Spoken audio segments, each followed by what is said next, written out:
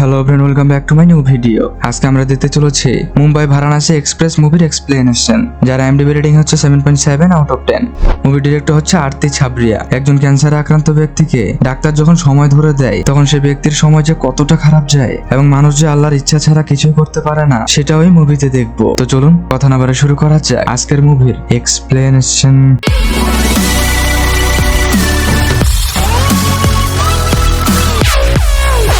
Movie শুরুতে Mumbai rail station দেখি। এক বৃদ্ধকে দেখি। বৃদ্ধটি ট্রেনে ওঠে এবং তার সিটে বসে। ট্রেন ছেড়ে দেয়। বৃদ্ধের সামনে সিটে এক মধ্যবয়স্ক লোক বসেছে। মধ্যবয়স্ক লোকটি বলে, চাচা আপনি কোথায় যাচ্ছেন? বৃদ্ধটি বলে, আমি বানারস যাচ্ছি।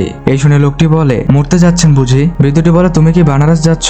লোকটি বলে, আমি সুরাত যাচ্ছি, সেখানে আমার টেক্সটাইলের বিজনেস আছে, আমার নাম সতীশ। চাচা আপনার নাম কি? বৃদ্ধটি বলে, আমার নাম রিসনাকান ঝুনঝুনওয়ালা। তখনই চাওয়ালা আসে। সতীশ দুটো চা নেয়। এরপর ব্যাগ থেকে পরোটা বের করে বৃদ্ধটিকে খেতে বলে। বৃদ্ধটি বলে, আমার মুখে সমস্যা আছে, আমি এসব খেতে পারবো না, তুমি খাও। সতীশ পরোটাটা খায়। এরপর সতীশ 12 ভাজাও খায়। মানে কিছু পাবলিক থাকে না যারা একটু বেশি খায়, এমনকি বেশি কথা বলে। সতীশ হচ্ছে তাদেরই একজন। কিছুক্ষণ পর সুরাত স্টেশন চলে আসে। সতীশ চলে যাওয়ার সময় বলে, চাচা একটা কথা বলি, কখনো যদি সুরাত আসেন তাহলে স্টেশনের সামনে শাসমা রেস্টুরেন্ট আছে, ইন্ডিয়ার বিখ্যাত খাবার সেখানেই পাবেন। কেউ যদি সুরাত আসে আর এই রেস্টুরেন্টে না খায় তাহলে তার জীবনটাই বৃথা। এই বলে সতীশ সেখান থেকে চলে যায়। ট্রেন চলতে শুরু করে। বৃদ্ধকে দেখে মনে হচ্ছিল তিনি খুবই চিন্তিত আছেন। মুভি ফ্ল্যাশব্যাকে যায়। হাসপাতালে ডাক্তার সারস বলে, তোমার ডায়াবেটিসটা বেড়ে গেছে, এই জন্য তোমার অনেক সমস্যা হচ্ছে। বৃদ্ধটি বলে, তুমি এত আমতা আমতা না করে কি হয়েছে বলো। ডাক্তার বলে, তোমার ক্যান্সার ধরা পড়েছে, একদম লাস্ট স্টেজে আছো তুমি আর বড় জোর 2 মাস বাঁচবে। এই শুনে বৃদ্ধের মুখটা কালো হয়ে যায়। রাতে বৃদ্ধটি শুধু এটাই ভাবতে থাকে,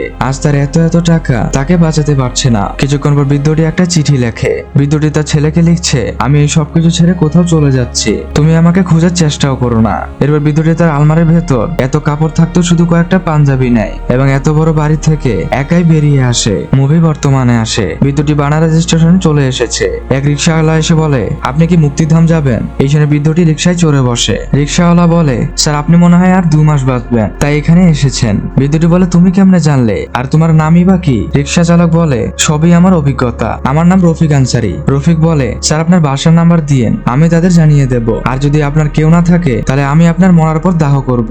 পরবর্তীতে তারা মুক্তিধামে এসে পৌঁছে। রফিক বলে, আমি আপনার খোঁজ খবর নেব। একটু পর বৃদ্ধটি বলে, এখানে থাকার ঘর হবে? ম্যানেজার বলে, হবে, প্রতিদিনের জন্য 50 টাকা আর খাবার বাবদ 10 টাকা লাগবে। বৃদ্ধটি 3000 টাকা দেয়। এই দেখে ম্যানেজার বলে, এটা কোনো হোটেল না, আপনি এখানে 30 দিনের বেশি থাকতে পারবেন না, এখানে মানুষ মরার জন্য লাইন ধরে থাকে, আপনার রুম নাম্বার 205, উপরে যান। বৃদ্ধটি উপরে আসে এবং দেখে এখানে ওই সকল মানুষেরাই আছে যারা একদমই মৃত্যুর দ্বার প্রান্তে দাঁড়িয়ে। বৃদ্ধটি তার রুমে আসে, রুম ঝাড়ু দেয় এবং সব ঠিকঠাক করে শুয়ে পড়ে। একটু পর বৃদ্ধের ঘুম ভাঙে কান্নার আওয়াজ শুনে। বাইরে এসে দেখে একজন মারা গেছে, পাশে তার আপনজনেরা কান্না করছে। বৃদ্ধটি লাশের পেছন পেছন যেতে থাকে। একটু পর বৃদ্ধ দেখে এখানে শত শত মানুষকে দাহ করা হচ্ছে। তখনই এখানে অক্ষয় কীর্তি নামে একটা বাচ্চা আসে এবং বলে, মানুষ যেমন পুরাতন কাপড় ছেড়ে নতুন কাপড় পরে, ঠিক তেমনিও আত্মা পুরাতন শরীর ছেড়ে নতুন শরীর খোঁজে। প্রত্যেক মানুষকে মরতে হয়, আত্মার কখনো মৃত্যু হয় না, মৃত্যু হয় শরীরের। বাচ্চাটির কথাগুলো বৃদ্ধটি চুপচাপ শুনছিল। তখনই সেখানে রফিক চলে আসে। বৃদ্ধটি বলে, এই জায়গাটা অনেক সুন্দর। রফিক বলে, ওই টাকলা লোকটিকে দেখছেন,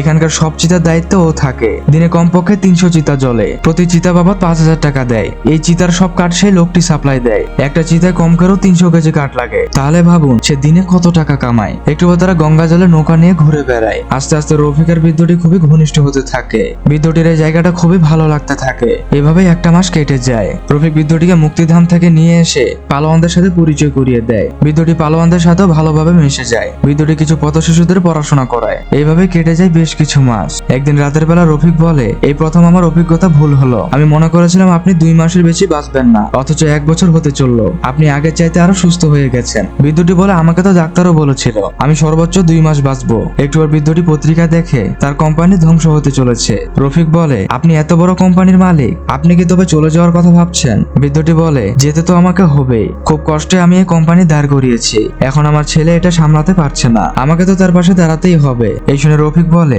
এতদিনে তো আপনি উপরে চলে যেতেন, এই বানারস আপনাকে নতুন জীবন দিয়েছে, নতুন জীবন পেয়ে আপনি আবারও সেই দুনিয়ায় ফিরে যাচ্ছেন। আচ্ছা যান, তবে আর কখনো এখানে ফিরে আসবেন না। এই বলে রফিক রেগে গিয়ে চলে যায়। পরদিন বৃদ্ধটি সবার থেকে বিদায় নেয়, কিন্তু রফিক বৃদ্ধের সাথে কথা না বলে বৃদ্ধের ব্যাগটা নিয়ে চলে যায়। বৃদ্ধটি বলে, এভাবে তুমি আমাকে বিদায় দেবে? এই বানারসে তোমায় ছাড়া আমি থাকতেই পারতাম না। রফিক, তুমি চলো আমার সাথে মুম্বাই, একসাথে যাবো, আবার একসাথে চলে আসবো। রফিক বলে, না স্যার, এই জায়গা ছেড়ে আমি থাকতে থাকতে পারবো না, জন্মেছি এখানে, মরবো এখানে। একটু পর রফিক স্টেশনে চলে আসে। বিদ্যা থেকে বিদায় নিয়ে রফিক চলে যায়, ট্রেন ছেড়ে দেয়। বিদ্যা শুধু এই কয়েক মাসে কাটানো দিনগুলোর কথা মনে পড়ে। সব থেকে মনে পড়ছে রফিকের কথা।